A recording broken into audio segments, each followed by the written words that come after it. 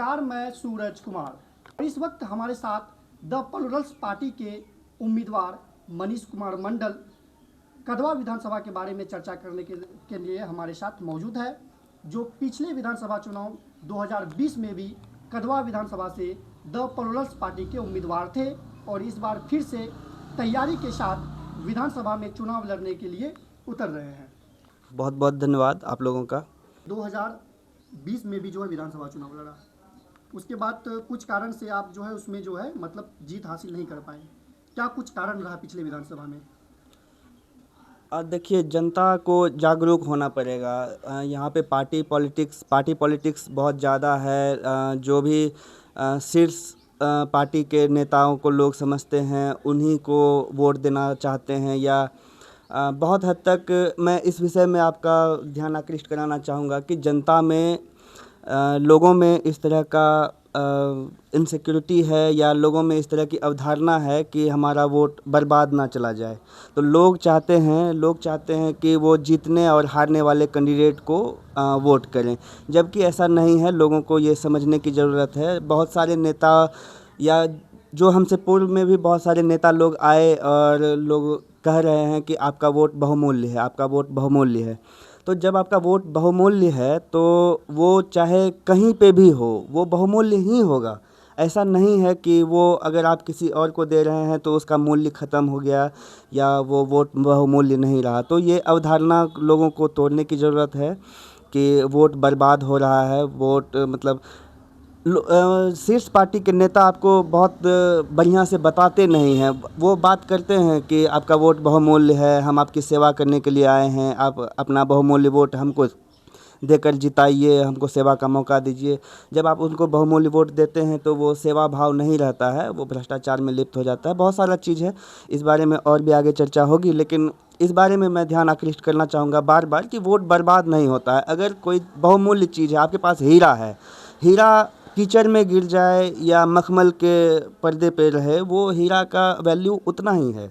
जितना हीरा का वैल्यू मखमल पे है, उतना ही कीचड़ में भी हीरा का वैल्यू उतना ही है। वोट का मूल्य उतना ही है, बहुमूल्य वोट है। मतलब सर, पिछले जो चुनाव में जो आपने विधानसभा चुनाव लड़ा था, वो क्या कमी कुछ रह गया था जिसके चलते आप जीत नहीं कमी पाए हैं? तो रही थी ना, हम लोग का पार्टी रजिस्टर नहीं हो पाया था उस तरह से, और चुनाव के मध्य में हम लोग का पार्टी रजिस्टर हुआ। हम कदवा विधानसभा से चुनाव लड़ रहे थे। 20 तारीख को अंतिम डेट था नामांकन का, और मैं अंतिम डेट में 20 तारीख को नामांकन कर पाया किसी तरह और सस्टेन कर पाया। जो हमको 10 से 12 दिन का मौका मिला चुनाव प्रचार का, उस 10 से 12 दिन में हमने जितना प्रचार किया, जितने लोगों से मिले, हमको 970 वोट आए थे पिछले चुनाव में, और वो मेरे लिए बहुत ही बड़ा आंकड़ा है। 12 दिन के चुनाव में एक लड़का खड़ा होकर कहता है कि हम यहाँ कदवा विधानसभा में विधायक बनेंगे, और उसको 970 वोट आ जा रहे हैं। और उसके अगर खर्च के हिसाब से देखा जाए तो बहुत ही नगण्य खर्च में 1000 वोट लाना बहुत मुश्किल काम है। यहाँ पे बहुत सारे प्रत्याशी थे, 10-10 लाख, वो 10-10 लाख रुपए, 20-20 लाख रुपए लगा करके वो 1200, 1400, 1100 वोट लाए। तो उन लोगों से तो बेहतर प्रदर्शन रहा मेरा कि हम 1000 वोट ले आए 12-14 दिन में। एक नौजवान लड़का होके कि नहीं, मतलब तंग आकर के मेरे जैसा लड़का क्यों चुनाव में आया। सबसे पहले तो ये सोचने वाली बात है कि एक 25 साल का लड़का पिछले बार अचानक से चुनाव में आ गया, कहा कि भाई हम विधायक बनेंगे। क्यों ऐसी नौबत आई? क्योंकि जो लोग बार बार वादे कर रहे हैं, जो लोग बार बार चाह रहे हैं कि हमको लोग जिताए, हम सेवा करें, वो सेवा के भाव से नहीं आ पाते हैं और वो जीत तो जाते हैं लेकिन वो सेवा नहीं करते हैं, भ्रष्टाचार में लिप्त। अभी हाल में ही देखिए ना, कदवा विधानसभा में क्या हिसाब किताब है। लोग शकील साहब से क्यों नाराज़ हैं, क्यों बात कर रहे हैं कि शकील साहब अच्छे नेता साबित नहीं हो पा रहे हैं। ऐसा हर पार्टी में है। किसी भी पार्टी को आप जिता दीजिए, आप शीर्ष के पार्टी को किसी को भी जिता दीजिए, कोई फ़र्क नहीं पड़ने वाला है। सारे लोग यहाँ पे भ्रष्टाचार हैं, पीसी लेने में, पीसी देने में, दलाली करने में ये लोग आगे हैं और यही लोग आगे रहेंगे। मतलब कि पिछले विधानसभा में आपको कहीं ना कहीं समय नहीं मिल पाया था, समय नहीं मिल पाया जिसकी वजह से आप लोगों से नहीं जुड़ पाए। जी हाँ। और इस बार क्या तैयारी है उस समय को, जो पिछले बार जो समय नहीं मिला, इस बार आपको समय भी मिला है, इस बार क्या तैयारी है? इस बार तैयारी है, हम लोगों तक पहुंच रहे हैं, लोगों तक जा रहे हैं, लोगों को अपने बारे में, अपने पार्टी के बारे में, अपने विकास के मुद्दों के बारे में हम चर्चा कर रहे हैं, बता रहे हैं लोगों को।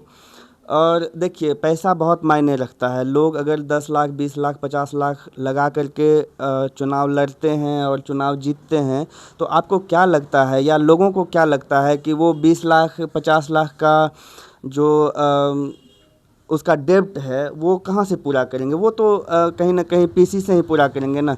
तो उस तरह का मेरे पास पैसा, मेरे पास उस तरह का अप्रोच नहीं है जिस तरह से कि हम एकदम से पूरे विधानसभा में पोस्टर लगा पाएँ या पूरे विधानसभा में हम लाउड स्पीकर घुमा पाएँ। तो उस तरह की का नहीं है। तो लोगों को जागरूक होने की ज़रूरत है। ये तो चुनाव तो लोगों के लिए है ना। लोकतंत्र में चुनाव जो है ये लोगों के लिए है, लोगों के द्वारा लोगों के लिए किया गया शासन ही लोकतंत्र है। तो लोगों को जागरूक होना पड़ेगा। लोग उस तरह से जागरूक नहीं है। जनता, यहाँ के लोग, यहाँ के विधायक, यहाँ के सरकार में जो लोग हैं, लोगों को शिक्षित करना नहीं चाहते हैं ताकि वो सवाल नहीं पूछ सकें, सही जगह पे वोट नहीं कर सकें। लोग लिप्त रहें 500 रुपये में, मुर्गा भात में, शराब में। लोग कह रहे हैं ना कि बिहार में शराबबंदी है। आप सब जानते हैं कि 2016 से शराबबंदी है, लेकिन आप लोग तो पत्रकार हैं, या जनता खुद तय करेगी कि यहाँ पे शराब मिल रही है कि नहीं मिल रही है। और कितने ही नौजवान अपने कदवा विधानसभा में हो या कटिहार ज़िला में या पूरे बिहार में, कितने ही नौजवान बस 10, 100 ml, 50 ml दारू पीने के चक्कर में जेल चले गए। उन पे केस हुआ है, वो बेल पे रिहा हैं। ऐसा क्यों हो रहा है? क्यों क्रिमिनल बनाया जा रहा है लड़कों को बेमतलब का? जबकि दारू अवेलेबल है, सब जगह अवेलेबल है, सबको पता है कि सब जगह मिल रहा है, चाहे वो देसी दारू हो या चाहे वो विदेशी दारू हो। देखिए, जैसे कि आप द प्लुरल्स पार्टी से चुनाव लड़ रहे हैं, जो पार्टी बिहार के लिए जो है अभी नया बना हुआ है, आप लोगों से मिल रहे हैं, किस तरह से अपने पार्टी के विस्तार के बारे में उनको समझाते हैं आप? जहाँ तक मेरी पहुँच होती है या जहाँ तक हम जा पाते हैं, अपने लड़कों के साथ जा पाते हैं, वहाँ पे हम लोगों को समझाते हैं कि नए नेतृत्व की ज़रूरत है। पुराने नेताओं की ज़रूरत अब हमें नहीं है। वो लोग कुछ नहीं कर पाएंगे, वो लोग लिप्त हैं। एक थाली का दो पहलू है, सिक्के का दो पहलू है, कभी हेड आता है, कभी टेल आता है, और दोनों ही भ्रष्टाचार में लिप्त हैं। तो हमको हेड टेल से बाहर निकलना होगा। हम लोग को किसी बीच का रास्ता, किसी तीसरा रास्ता, चौथे रास्ते पे जाना होगा, तब जाके बिहार का बदलाव संभव है। जो हमारी पार्टी पिछले बार द प्लुरल्स पार्टी आई, हमारी जो पार्टी प्रमुख हैं सुश्री पुष्पम प्रिया चौधरी जी, उन्होंने किसी ऐसे व्यक्ति को टिकट नहीं दिया पिछले बार जो पहले से राजनीति में थे, पहले से राजनीति अपना शेक रहे थे। उन्होंने सारे नए लोगों को टिकट दिया, जितने भी नए, मतलब कि देखिए, नया रिफॉर्म के बारे में, नया नेता बनाने के बारे में बात चल रहा है कि नया नेता कैसे आएगा, मतलब, और नया नेता ही बदलाव कर सकेगा। पुराने जितने नेता हैं सबका कोई ना कोई जान पहचान का लोग है, कोई ना कोई उसका बीडीओ सीओ से जान पहचान, उसका दलाली, उसका पीसी, सड़क बन रहा है। अभी आपको यहाँ पे तिलास में महाराजी टोल ट्रांसफार्मर के पास चलिएगा, वहाँ पे एक आपको शिलान्यास दिखाएंगे। रोड बना हुआ था पहले का, 3 साल, 4 साल, 6 साल पहले रोड बना हुआ है, उसमें नया शिलान्यास हो गया है। बस केवल वो नया शिलान्यास हुआ है कि ये रोड फिर से बन रहा है या बनेगा। तो उतना करोड़ का जो भी उसमें लागत है, उतना का तो उगाही हो गया ना बेमतलब का।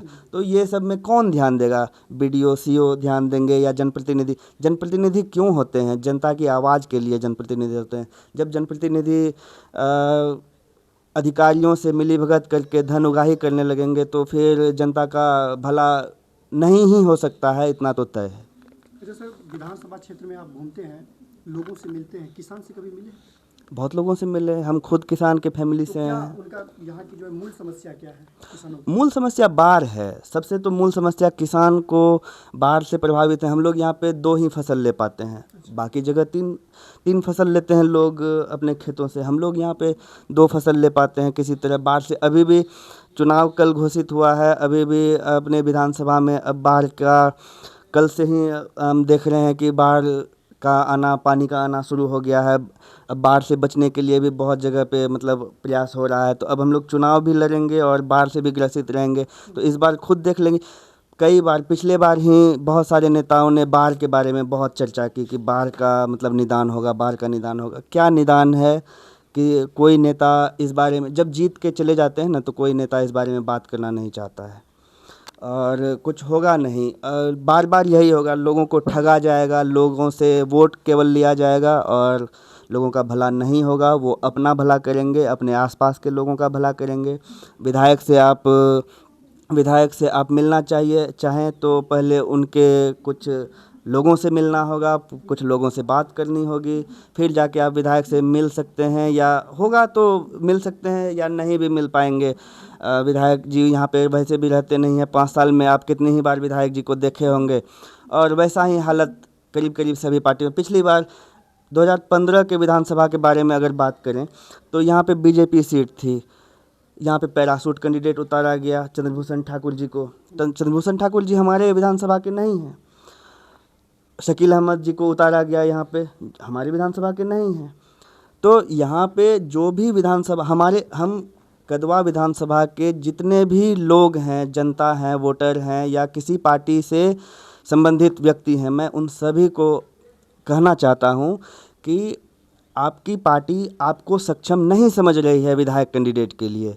आप लोग पूरे कदवा विधानसभा में ऐसा कोई लाल नहीं है जिसको शीर्ष पार्टी के नेता लोग यहाँ पे लीडरशिप सौंप सकें, यहाँ के लोग को विधायक बना सकें।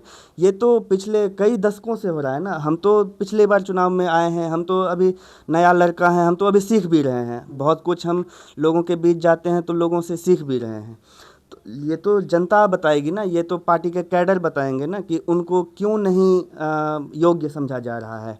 चाहे वो बीजेपी से हों, चाहे वो जदयू से हों, चाहे वो कांग्रेस से हों, चाहे वो आरजेडी से हों, कोई भी यहाँ के लोगों को योग्य नहीं समझा जा रहा है। ये बात यहाँ के लोगों को समझने की ज़रूरत है। यहाँ के लोगों को इस पे पहल करने की ज़रूरत है। कहीं ना कहीं जो आपकी पार्टी है द प्रोग्रेस पार्टी, ये भी अगर चाहती तो कहीं बाहर से जो है बाहरी कैंडिडेट को यहाँ पर उतार, बिल्कुल बिल्कुल इनका विजन है कि नहीं वहाँ के लोकल जो है उनको टिकट देना हाँ। चाहिए। और आपकी विधानसभा में जो है लोकल को लेकर भी जो है अभी एक मुहिम चलाया जा रहा है कि इस बार लोकल को ही टिकट मिलना चाहिए। तो उसके लिए आप अभी बेहतर उम्मीदवार हैं। पिछली बार भी हमारे विधानसभा से हिमराज सिंह जी थे या डॉक्टर MR हक थे या हम थे खुद। तो हम लोगों ने बहुत इस बारे में बात की पिछले विधानसभा में भी कि लोकल कैंडिडेट होना चाहिए, लोकल कैंडिडेट को जिताना चाहिए। वो तो यहाँ की जनता को तय करना पड़ेगा। यहाँ की जनता को तय करना पड़ेगा कि वो अपनी समस्याओं को लेकर कहाँ जाना चाहते हैं, किसके पास जाना चाहते हैं।